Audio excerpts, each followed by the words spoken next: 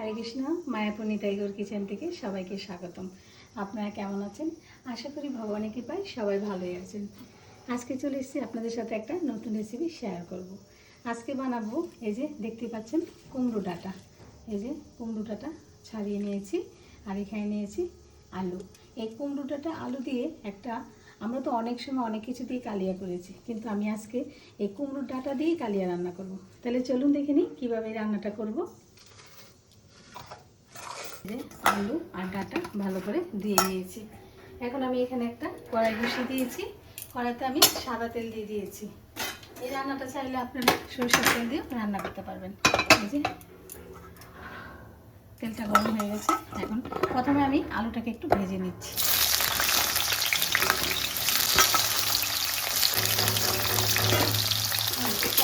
আলুটা আমি একটু লবণ আর একটু হলুদ দিয়ে একটু সুন্দর করে ভেজে নিচ্ছি আলুটাকে।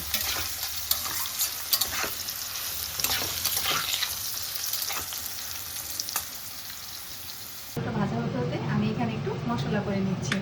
মশলাটা এখানে নিয়েছি একটু কাশ্মীর লঙ্কা, আর 1 চামচ জিরে গুঁড়ো, আর অল্প পরিমাণে একটু হলুদ গুঁড়ো। এখন আমি এখানে একটু জল দিয়ে মশলাটাকে ভালো করে গুলে নিচ্ছি। এই কালিয়াটা থেকে আমি অন্য কোনো পোস্ত বাটা, কাজু বাদাম বাটা কিছুই দেবো না, সিম্পলভাবে কিন্তু এত সুন্দর হয় এই কালিয়াটা। আপনার একদিন করে দেখবেন কেমন ভালো লাগে। এই যে মশলাটা গুঁড়ো হয়ে গেছে, আলুটা ভেজে নিয়েছি। এখন আমি এখানে এই কুমড়ো ডাঁটাটা এই তেলেই একটু ভেজে নেব। ডাঁটাটা ভেজে নেব, একটু হলুদ দিব,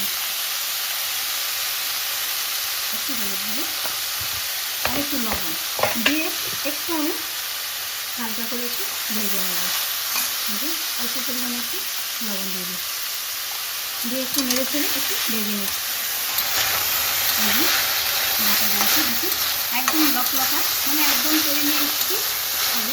নিজেদের গাছের ডাঁটা ওদের কত সুন্দর, ওইদিকে সিদ্ধ হয়ে গেছে। একটু ভেজে নামিয়ে দেবো হয়ে যাবে ডাঁটাটা। এই যে দেখুন ডাঁটাটাও একটু ভেজে নিয়েছি, হয়ে গেছে। এখন আমি নামিয়ে দিচ্ছি তেজপাতা, আর দিয়ে দিচ্ছি এখানে গোটা গরম মশলা। গোটা গরম মশলাটা একটু ভেজে নিচ্ছি,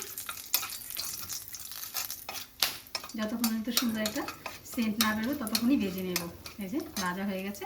এখন আমি দিয়ে দিচ্ছি এই যে গুলে রেখেছিলাম মশলাটা।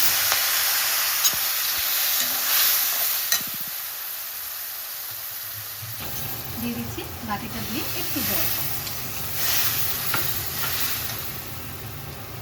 এখানে স্বাদ মতো লবণ, অল্প পরিমাণে যেহেতু ভাজাতে লবণ দেওয়া আছে। এবার মশলাটা ভালোভাবে কষিয়ে নিচ্ছি।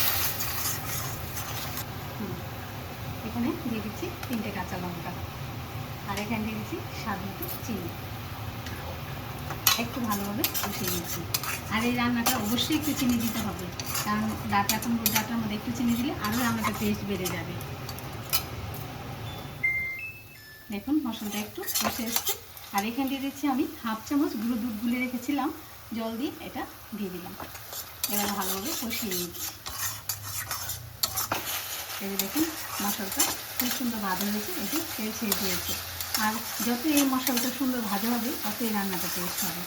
মেন এই মশলাটাই ভাজা ভাজা করতে হবে। এখন আমি এখানে ভেজে রাখা ডাঁটা আলুটা দিয়ে দিলাম। এবার এটা দিয়ে আমি কিছুক্ষণ একটু কষিয়ে নিচ্ছি।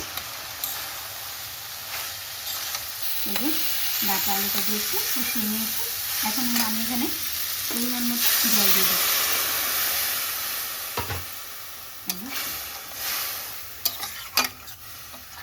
এবার কিছুক্ষণ একটু ভালোভাবে ফুটিয়ে নিচ্ছি। এই যে দেখুন একদম ফুটে রেডি হয়ে গেছে, একদম মাখা মাখা হয়ে গেছে। এখন আমি দেখুন এই যে রেডি হয়ে গেল কুমড়ো ডাঁটার কালিয়া আলু দিয়ে। এই যে একদম মাখা মাখা করে নামিয়েছি। আর এটা এরকম গরম রাইসের সাথে ভগবানকে ভোগ লাগিয়ে প্রসাদ পেয়ে দেখবেন আর কিছুই লাগবে না, এটা দিয়েই সব প্রসাদ খাওয়া হয়ে যাবে। এরকমভাবে আপনারা একদিন ট্রাই করবেন, ট্রাই করে ভগবানকে ভোগ লাগিয়ে প্রসাদ পাবেন। আর যদি অবশ্যই ভালো লাগে আমাকে কমেন্ট করে জানাবেন। এরকম ভালো ভালো ভিডিও পেতে গেলে আমার চ্যানেলটাকে লাইক এবং কমেন্ট শেয়ার করে দেবেন। আর সবাই ভালো থাকবেন, সুস্থ থাকবেন। আবার দেখা হচ্ছে পরের ভিডিওতে। হরে কৃষ্ণ।